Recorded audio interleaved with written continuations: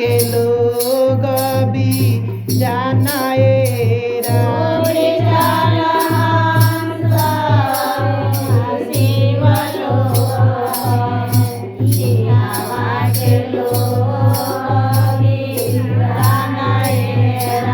पिता कहे नी पुत्र हमारा, पुत्र कहेले पिता मेरा ए राम।